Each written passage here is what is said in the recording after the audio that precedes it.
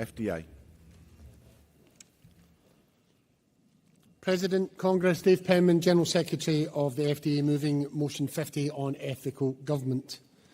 Congress, when addressing the FDA annual conference in May this year, Mark Drakeford, the former First Minister of Wales, said that his hope was that when we look back in 20 years' time, that the Conservative government of the last 5 years will be looked at as an aberration.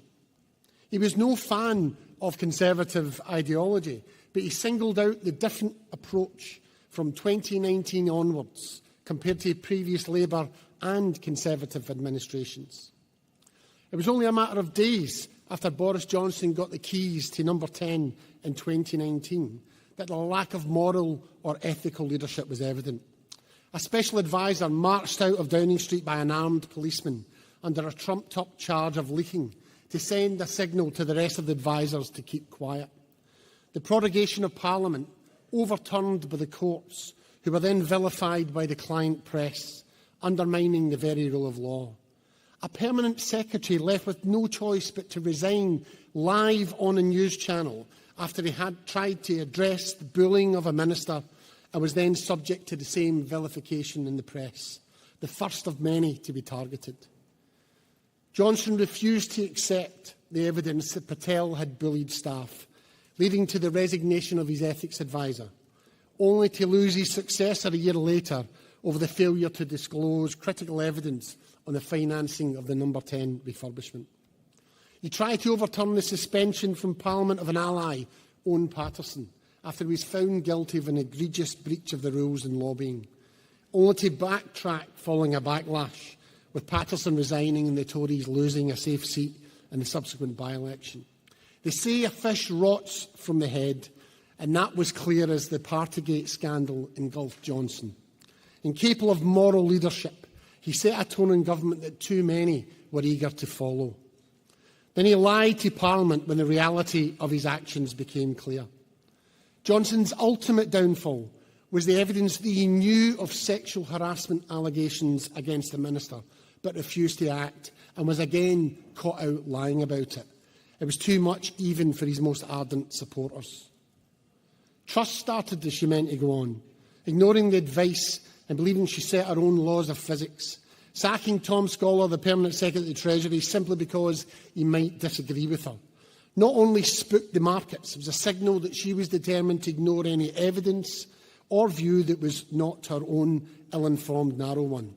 45 days later, she was gone, and we're all still paying the price for what was the most disastrous premiership in modern history. On entering Downing Street, Sunak said his government would have integrity, professionalism and accountability at every level. Yet that same day appointed Dominic Raab as his Deputy Prime Minister, knowing full well there were already allegations of bullying against him. Forced into launching an investigation after the drip feed of allegations became public, when Raab was found guilty, he let him resign rather than sack him, and gave him space to launch his defence in the press, including publicly naming his accusers. Integrity indeed. That's just the leadership. I don't have time for the Chancellor and his unpaid tax, the Home Secretary who leaked government documents, or the Health Secretary who breached COVID rules. It's clear that the lack of ethical leadership by successive Prime Ministers played no small part in the overturning of a 70-seat majority just 5 years later. But accountability for misconduct should not have to wait for the ballot box. Ministers are servants of the public and should rightly be held to the highest level of standards. What the last 5 years has taught us is we cannot rely on the good chap principle. Johnson, Truss and Sunak may be, as Mark Drakeford hoped, an aberration. But a modern democracy should not have to hope that the Prime Minister will do the right thing with little or no rules or redress if he or she doesn't.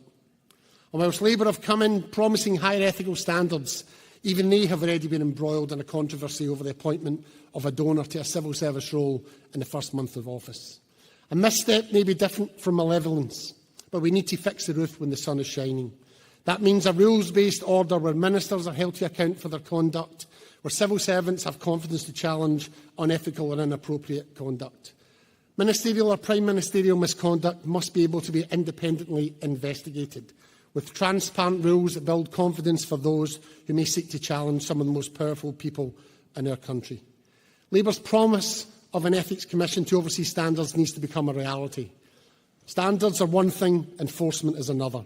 The Commission or the bodies it oversees need to have teeth and the resources to investigate quickly. Only by transparently holding yourself to the highest standards do you begin to rebuild much-needed trust that politicians are here to serve the public, not the other way about. Congress, I move. Thank you.